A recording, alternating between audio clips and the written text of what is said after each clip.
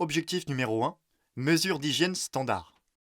Peux-tu nous rappeler en quoi consiste l'équipement de protection individuelle et les mesures de prévention du Covid-19 ? Tu disais qu'il ne faut pas avoir peur. Tu n'as pas à avoir peur, mais il ne faut pas être négligent. C'est une situation ressemblant à celle de la grippe, sauf qu'il n'y a pas de vaccin. Le coronavirus semble se transmettre plus facilement et rapidement. Donc, en attendant un vaccin ou des traitements antiviraux, on se protège en appliquant des mesures d'hygiène standards, notamment l'hygiène des mains et le port d'un masque si nécessaire. Il faut limiter la contagion.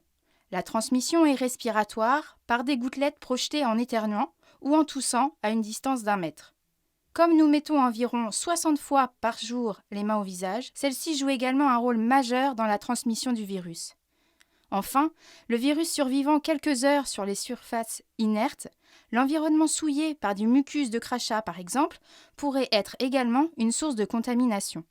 Donc, il faut se laver fréquemment les mains avec de l'eau et du savon, ou se désinfecter les mains par friction hydroalcoolique en cas d'absence de point d'eau et en milieu de soins, et ce de façon correcte en respectant cette étape. En cas de toux, il faut tousser dans son coude et pas dans ses mains. En cas d'éternuement, il faut utiliser des mouchoirs jetables à usage unique. Par contre, on évite de serrer les mains, de faire la bise, et on pense à nettoyer ses lunettes et son portable. Rester à bonne distance des tousseurs est une bonne précaution, environ 1 mètre, et de façon générale, éviter les contacts rapprochés dans la vie sociale. Objectif numéro 2. Porter un masque à bon escient et correctement. Dans tous les reportages, les gens portent des masques. Que faut-il faire ? Écoute les experts répondre aux questions qui leur sont posées. On dit que les masques ne servent à rien, mais on en commande des millions. C'est cohérent ? Il est indispensable de commander des masques et d'en avoir en stock. En effet, les masques permettent à la fois d'éviter d'infecter le voisin et d'éviter d'être infecté quand vous êtes soignant.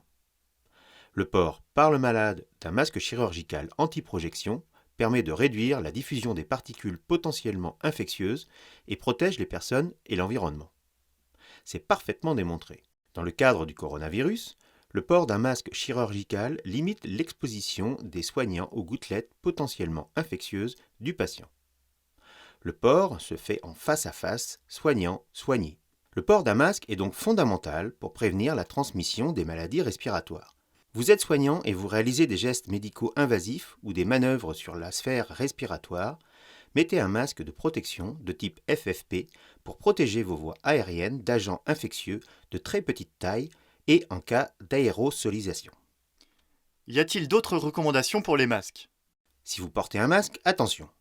Il faut se désinfecter les mains avec des solutions hydroalcooliques quand on touche le masque car vos mains vont être contaminées par le virus avec un effet contre-productif. Le masque devient alors une fausse sécurité et il va même augmenter le risque de contamination via les mains. Lorsque le masque n'est plus utile, il faut le jeter et réaliser une friction avec le gel juste après.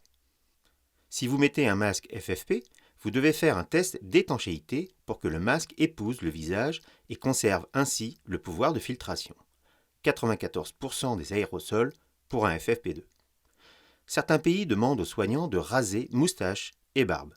Quand faut-il changer son masque ? Cela dépend des masques. Tous les 4 heures pour un FFP2, mais peut-être avant, s'il est humide, il faut alors le changer immédiatement.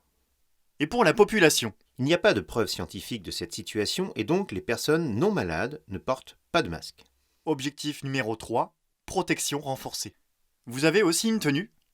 Oui, voici un exemple d'équipement complet de protection renforcée pour des soins de réanimation, par exemple en SMUR ou en soins intensifs pour la prise en charge d'un cas confirmé Covid-19 ou présentant une détresse respiratoire avec réalisation d'actes invasifs ou de gestes sur la sphère respiratoire.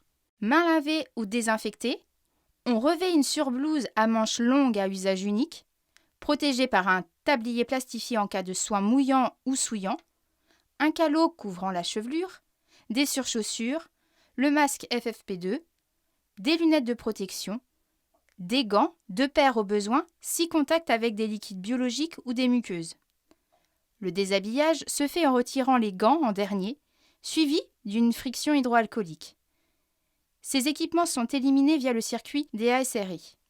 Bien entendu, les recommandations sont mises à jour en permanence en fonction de l'évolution du risque.